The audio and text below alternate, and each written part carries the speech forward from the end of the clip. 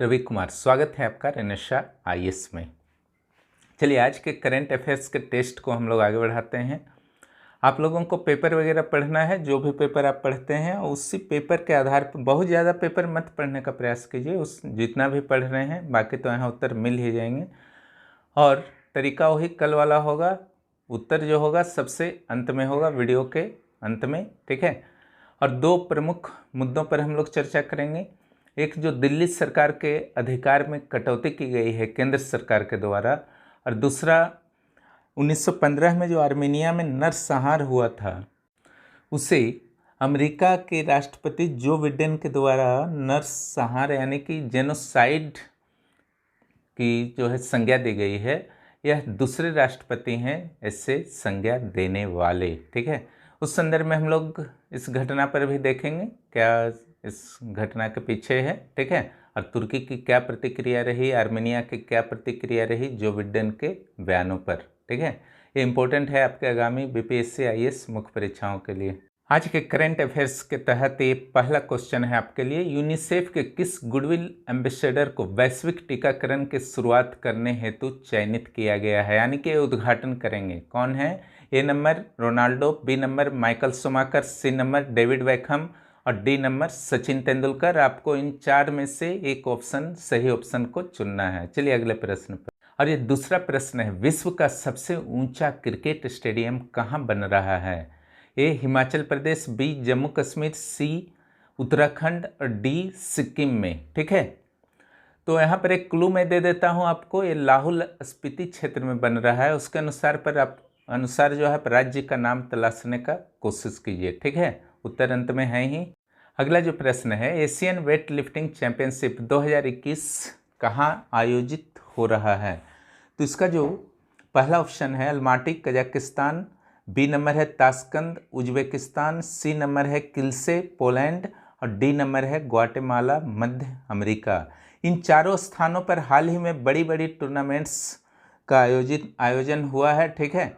इसके बारे में मैं करंट अफेयर्स के माध्यम से आप लोगों को निरंतर न्यूज देता रहा हूं, और किन्हें कितना पदक मिला है, भारत को कितना पदक मिला है, सारी जानकारी मैं दे चुका हूं। और ये नया अच्छा आया है पेपर में, एशियन वेट लिफ्टिंग चैंपियनशिप। इससे क्या होगा कि आपको खिलाड़ियों के नाम भी जो है याद होते जाएंगे, अलग अलग खेल से संबंधित, और पूरे साल भर की खेल गतिविधियों से आप परिचित रहेंगे। आपको फिर किसी तरह की कोई समस्या नहीं आएगी वर्ष के अंत में रिवीजन करने में। अलग अलग समाचार पत्रों से जो प्राप्त हुए हैं जानकारी, उसके अनुसार जो यह प्रतियोगिता चल रहा है, कहाँ चल रहा हो तो आपको पता करना है। तो 2 पदक भारत को मिल चुके हैं। इसमें एक पदक जो है मीराबाई चानू को मिला है, और दूसरा पदक जो है झीली डाला बेहरा को मिला है। ये गोल्ड मेडल है झीली को, और मीराबाई को ब्रॉन्ज मेडल। चलिए 4 नंबर क्वेश्चन देखा जाए। हाल ही में समुद्री पर्यावरण की रक्षा हेतु ब्लू नेचर अलायंस की घोषणा की गई है। आईएएस में जिस तरीके से प्रश्न आते हैं उसी तरीके से इसे मैंने सेट कर दिया है इस क्वेश्चन को। निम्न कथनों पर विचार करें। एक, अलायंस के दायरे में विश्व के समुद्र के क्षेत्रफल का 5% अर्थात 18 मिलियन स्क्वायर किलोमीटर क्षेत्रफल शामिल होंगे, ठीक है। इसके अंतर्गत अंटार्कटिका, फिजी, कनाडा और पलाऊ को लक्षित किया गया है।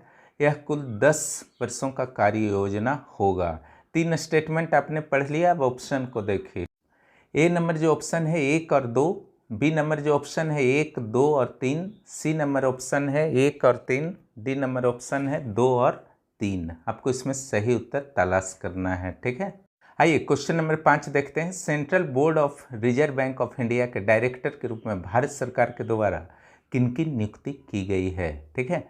A number Harshvardhan, B number जो है अजय त्रिपाठी, सी नंबर जो है सुनील कुमार और डी नंबर जो है अजय सेठ, ठीक है। तो इसका सही उत्तर क्या होगा आपको बताना है। कुछ फैक्ट्स आपको ध्यान में रखिएगा, आईएएस के लिए विशेष रूप से बहुत ही महत्वपूर्ण है, अन्य पीसीएस के लिए भी। Reserve bank of India act 1934 के अनुसार रिजर्व बैंक में 2 तरह के डायरेक्टर होते हैं। एक ऑफिशियल डायरेक्टर, इनकी संख्या जो है 4 होता है, जिसमें एक गवर्नर शशिकांत दास हैं और 3 अन्य मेंबर्स जो हैं महेश जैन हैं, एमडी पात्रा हैं और राजेश्वर राव हैं। 4 ऑफिशियल डायरेक्टर हो गए, और इसके अलावा 10 जो होते हैं नॉन ऑफिशियल मेंबर्स होते हैं, डायरेक्टर्स होते हैं, ठीक है। और इन 10 में से 6 किसके द्वारा मनोनीत होता है? गवर्नमेंट के द्वारा। और 4 जो होता है रिजर्व बैंक की जो 4 शाखाएं हैं अलग अलग शहरों में, ठीक है, चेन्नई हुआ, मुंबई हुआ, कोलकाता हुआ, तो वहाँ के जो गवर्नर हैं उनको रखा जाता है। बचा हुआ 6 जो है मनोनीत सरकार कर रही है। तो सरकार जो मनोनीत करेगी उसमें से 4 जो होंगे कृषि, उद्योग, व्यापार इत्यादि क्षेत्र से होंगे, और जो 2 होंगे वो वित्त मंत्रालय में सचिव होते हैं, ठीक है। इस स्ट्रक्चर को अच्छी तरह से याद कर लीजिएगा, ये आईएएस के लिए विशेष रूप से बहुत महत्वपूर्ण है। Parliamentary assembly of the council of Europe, जिसे शॉर्ट में पेस भी कहते हैं, के द्वारा वर्ष 2021 का बेकवेल हावेल मानवाधिकार पुरस्कार किसे प्रदान किया गया है? बेकवेल हावेल मानवाधिकार पुरस्कार। ए नंबर ऑप्शन है आपके पास अरुणा राय, बी नंबर आंग सान सूकी, सी नंबर लॉजन अल हथलौल, और डी नंबर है उपरोक्त में से कोई नहीं, ठीक है। इसका आपको उत्तर खोजना है, क्योंकि जो बेकवेल हावेल मानवाधिकार पुरस्कार है ये बहुत ही प्रसिद्ध पुरस्कार हैं। लगभग 50 लाख रुपए जो हैं, 60 लाख रुपए इसके अंतर्गत दिए जाते हैं, 50 लाख एवरेजली, ठीक है। और ये विश्व प्रसिद्ध पुरस्कार है मानवाधिकारों से संबंधित। चलिए 7वें नंबर प्रश्न पर आते हैं। फिलीपींस और चीन के बीच किन द्वीपों के मुद्दे पर विवाद हो गया है? ये नंबर है मसिनलॉक, बी नंबर है पागस्सा, सी नंबर उपरोक्त में से दोनों, डी उपरोक्त में से कोई नहीं। तो इसका जो सही उत्तर होगा सी, उपरोक्त में से दोनों। चलिए 8 नंबर क्वेश्चन को देखा जाए। करेन नेशनल यूनियन, जिसे KNU शॉर्ट में जाना जाता है, किस देश का संगठन है जिसने सैन्य शासन के विरुद्ध विद्रोह कर डाला है? वहाँ सैन्य शासन हाल ही में लगा है, ठीक है, लोकतांत्रिक सत्ता को हटाकर, समझ ही गए होंगे आप लोग, और देश के कुछ हिस्सों पर कब्जा भी कर लिया है, विशेष रूप से साउथ के हिस्सों पे। ऑप्शन जो है number Thailand, B number Tibet, C number Myanmar, D number Maldives. Bharat के किस पड़ोसी देश के द्वारा सार्वजनिक स्थलों पर आतंकवाद पर रोक लगाने हेतु नकाब के प्रयोग को प्रतिबंधित कर दिया गया है? ए नंबर है म्यांमार, बी नंबर है थाईलैंड, सी नंबर है नेपाल, और डी नंबर है श्रीलंका, ठीक है। इस देश पर हाल ही में 1 साल पहले करीब बहुत बड़ा आतंकवादी हमला हुआ था, उससे आप कैच कर सकते हैं उत्तर। राष्ट्रीय राजधानी राज्य क्षेत्र शासन संशोधन कानून की अधिसूचना केंद्र सरकार के द्वारा 27 अप्रैल को जारी की गई है। एक कानून है ये, जिसकी सूचना जो है कल ही जारी की गई है। इस अधिसूचना के संदर्भ में क्या गलत है? ये नंबर, उपराज्यपाल के अनुमति के बिना अब दिल्ली सरकार कोई कार्यकारी आदेश पारित नहीं कर सकती। बी नंबर, दिल्ली सरकार का आशय अब उपराज्यपाल होगा। और सी नंबर जो है, किसी भी विधायी प्रस्ताव को 15 दिन पहले और प्रशासनिक प्रस्ताव को 7 दिन पहले दिल्ली सरकार के द्वारा उपराज्यपाल के पास पूर्व अनुमति के लिए भेजा जाएगा। डी, दिल्ली विधानसभा को भंग कर दिया गया है। तो इसमें गलत क्या है ये आपको चुनना है।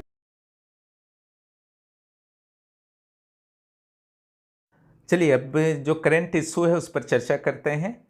आर्मेनिया नरसंहार के लगभग 106 साल हो चुके हैं। ये बहुत ही चर्चित रहा था उस समय 1915 में, फर्स्ट वर्ल्ड वॉर के समय में, क्योंकि उस समय तुर्की जो है रूस से पराजित हो गया था और आर्मेनिया के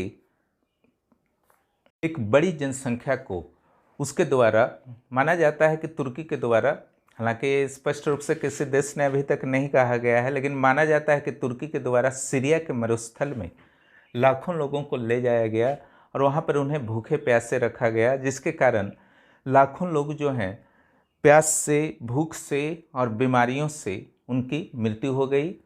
और इसकी जानकारी तत्कालीन पेपर्स और जर्नलिस्ट के अलावा कुछ मिशनरियों के माध्यम से भी प्राप्त होते हैं।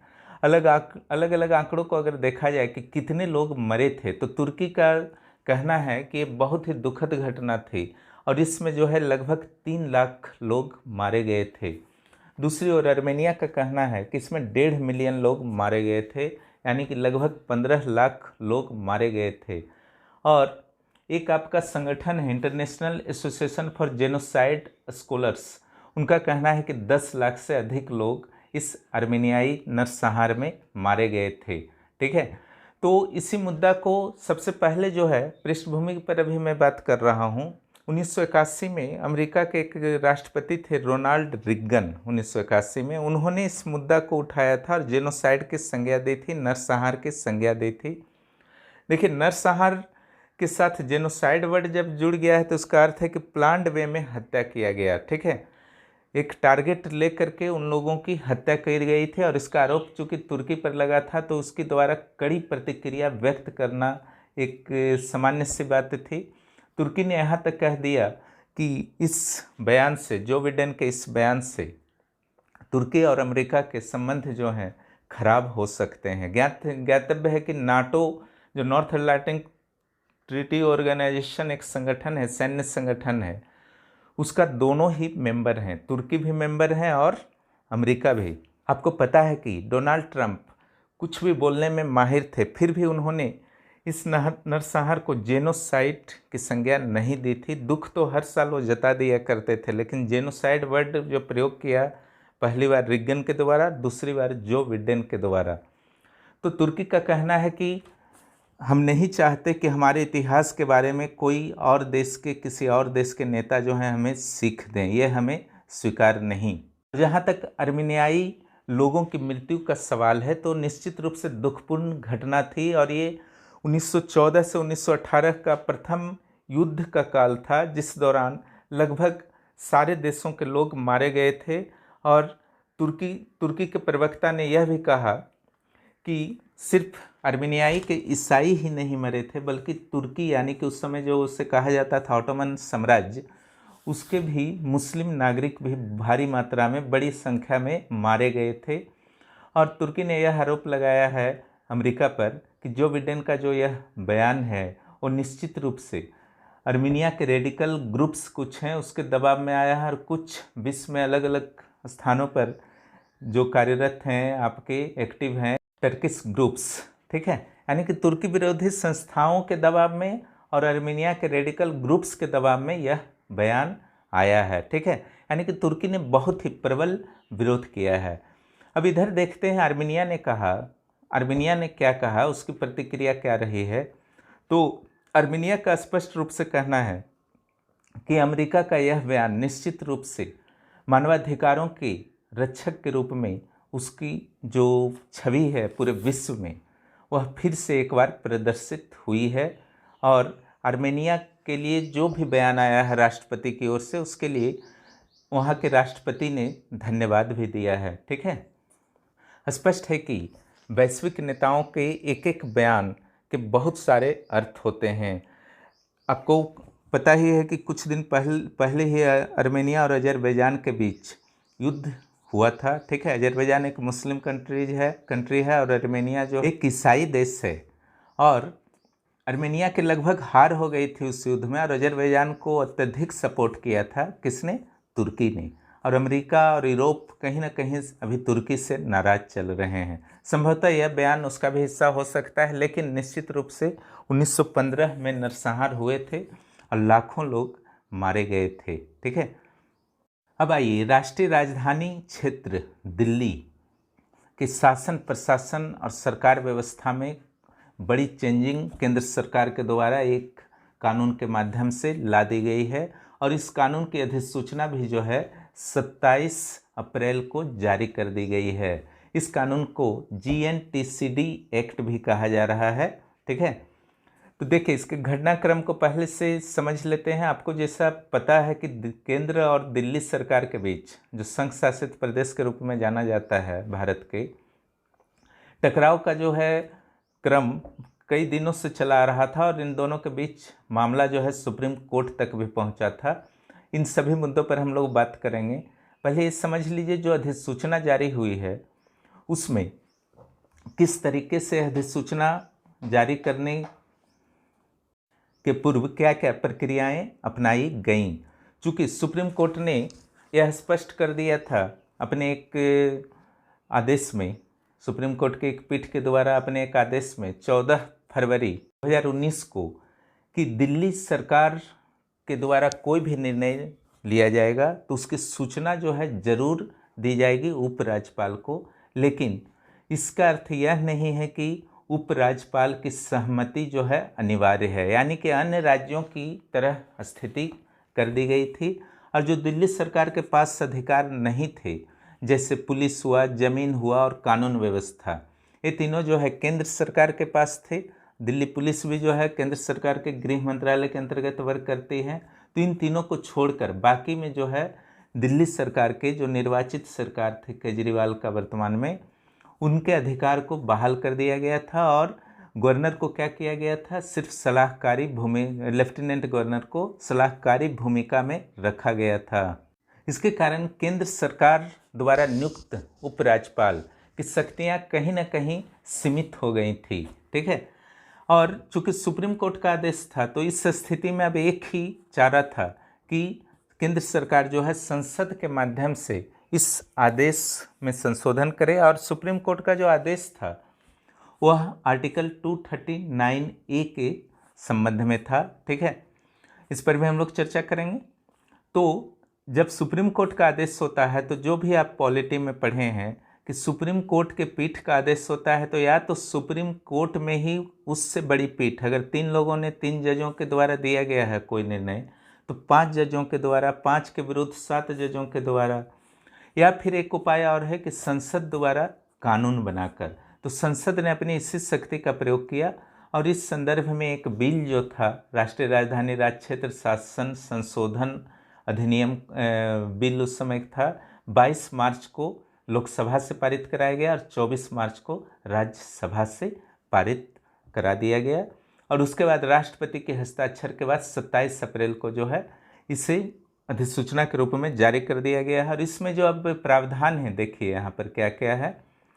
जो आर्टिकल 239A और 239AB, ठीक है, 2 आर्टिकल क्रिएट किया गया था। आपको पता है कि 69वां संविधान संशोधन 1991 के तहत राष्ट्रीय राजधानी क्षेत्र दिल्ली का गठन किया गया था, जहां विधानमंडल और मंत्रिपरिषद की भी व्यवस्था की गई थी। तो यहाँ पर संशोधन कर दिया गया कि राज्यपाल जो उपराज्यपाल वहाँ का होगा, केंद्र शासित प्रदेश दिल्ली का, वही वास्तव में अब सरकार होगा। और एलजी की अनुमति के बिना, एलजी शॉर्ट में कहा जाता है उपराज्यपाल को, एलजी की अनुमति के बिना कोई भी कार्यकारी आदेश दिल्ली सरकार द्वारा पारित नहीं किया जाएगा। दिल्ली की सरकार का आशय जो है लेफ्टिनेंट गवर्नर होगा, उपराज्यपाल होगा। दिल्ली गवर्नमेंट द्वारा पारित कानून के मामले में भी यह लागू होगा। इसी अधिनियम में यह भी प्रस्ताव है कि अगर कोई विधायी प्रस्ताव लाना चाहती है दिल्ली सरकार विधानसभा में, तो 15 दिनों पहले कहाँ भेजना होगा, लेफ्टिनेंट गवर्नर के पास, उपराज्यपाल के पास। और अगर कोई प्रशासनिक प्रस्ताव लाया जाता है विधानमंडल में, तो 7 दिनों पहले भेजना होगा, यानी कि उनका राय नहीं है, अनुमति टाइप का हो गया है, ठीक है। और इसके कारण दिल्ली सरकार द्वारा इस पर कड़ी प्रतिक्रिया व्यक्त की गई है, और ये प्रतिक्रिया आज नहीं व्यक्त की गई है, जिस दिन से इस बिल को लाया गया था और संसद में प्रस्तुत किया गया था, उसी दिन से कड़ी प्रतिक्रिया जो है दिल्ली सरकार द्वारा किया जा रहा है। और वहाँ के मुख्यमंत्री श्री अरविंद केजरीवाल ने कहा है कि दिल्ली की जनता के जनमत का अपमान है, क्योंकि दिल्ली ने उन्हें दिया था, उन्हें मत दिया था और उन्हें अधिकार था सरकार चलाने का, न कि उपराज्यपाल को। और इधर मनीष सिसोदिया ने कहा है, वहाँ के शिक्षा मंत्री जो हैं, कि बीजेपी ने वादा किया था कि पूर्ण राज्य का दर्जा दिया जाएगा दिल्ली को, लेकिन अब केंद्र शासित प्रदेश का दर्जा भी जो है अब खतरे में पड़ चुका है, ठीक है। इसे लोकतंत्र के काले दिन के रूप में जो है उन्होंने स्वीकार किया है, ठीक है, कहा है। तो निश्चित रूप से अगर इस मुद्दे पर आप समीक्षा करते हैं कि यह गलत है या सही है, जहाँ तक मेरा विचार है, तो चूँकि वहाँ की जो व्यवस्था है, प्रशासन जो आपका संविधान के अनुसार जो व्यवस्था दी गई थी आर्टिकल 239A में, ठीक है, तो वहाँ पर चुनाव के द्वारा सरकार का गठन, मंत्रिपरिषद का गठन था, और 3 मामलों को छोड़कर, एक जमीन, एक कानून व्यवस्था और तीसरा पुलिस, बाकी मामलों में तो दिल्ली सरकार का अधिकार था। लेकिन इस ढंग से जो संशोधन किया गया है, उससे लगभग सारी शक्तियाँ जो हैं एलजी के पास चली जाएंगी, ठीक है, नामात्र के मुख्यमंत्री की तरह रह जाएंगे केजरीवाल, ठीक है। तो ये लोकतांत्रिक सिद्धांतों के अनुसार यह उचित प्रतीत नहीं होता। अगर करना ही था तो अगले चुनाव से पूर्व किया जा सकता था, लेकिन फिर भी अगर लोकतंत्र की बात करते हैं तो लोकतंत्र का सर्वोच्च संस्था जो होता है संसद होता है, जहाँ पूरे देश के प्रतिनिधि बैठते हैं। और यहाँ तक कि सब सुप्रीम कोर्ट के द्वारा भी कोई आदेश दिया जाता है तो संसद को यह अधिकार है कि उस आदेश में संशोधन अपने कानूनों के द्वारा किया जा सकता है। संसद के द्वारा किसी बिल को पारित कर अधिनियम बनाया जा सकता है तो सुप्रीम कोर्ट के आदेश का प्रभाव जो है समाप्त हो जाता है। तो जब संसद ने ही कानून बना दिया तो फिर तो कोई मैटर नहीं है, संसद का कानून है, संसद जनता के प्रतिनिधि हैं, ठीक है। लेकिन ये गलत है या सही है इसकी समीक्षा करने का पूरा अधिकार जो है न्यायालय को है। तो निश्चित रूप से दिल्ली सरकार के प्रतिनिधि, दिल्ली सरकार सुप्रीम कोर्ट तक पुनः जाएंगे, ठीक है, और इस मुद्दे को वहाँ पर रखेंगे। और चूँकि 14 फरवरी 2019 को जो सुप्रीम कोर्ट के द्वारा डिसीजन दिया गया था और कहा गया था कि आपको जो है 239A के प्रावधानों का पालन करना चाहिए, अब उसी प्रावधान में जो है संसद ने एक चेंजिंग ला दिया है, ठीक है। तो सुप्रीम कोर्ट पास भी शायद ही कुछ राहत मिले अब दिल्ली सरकार को, क्योंकि एक केंद्र शासित प्रदेश है और जब चाहे इसका दर्जा जो है समाप्त कर सकती है। चूँकि राजधानी भी है भारत का तो थोड़ा सा तो संवेदनशील क्षेत्र ये है, ठीक है। बाकी राज्यों की तरह या बाकी केंद्र शासित प्रदेशों की भी तरह यहाँ पर बहुत ज़्यादा अधिकार शायद ही केंद्र सरकार देने को राजी हो। इस प्रकार आज का जो है क्लास समाप्त होता है। आप लोग टेस्ट दीजिए और फिर उत्तर मिलाइए। जो भी नए हैं चैनल पर, चैनल को ज़रूर सब्सक्राइब कीजिए और दोस्तों को भी इस चैनल के बारे में बताइए। फिर मिलते हैं अगले क्लास में। बहुत बहुत धन्यवाद।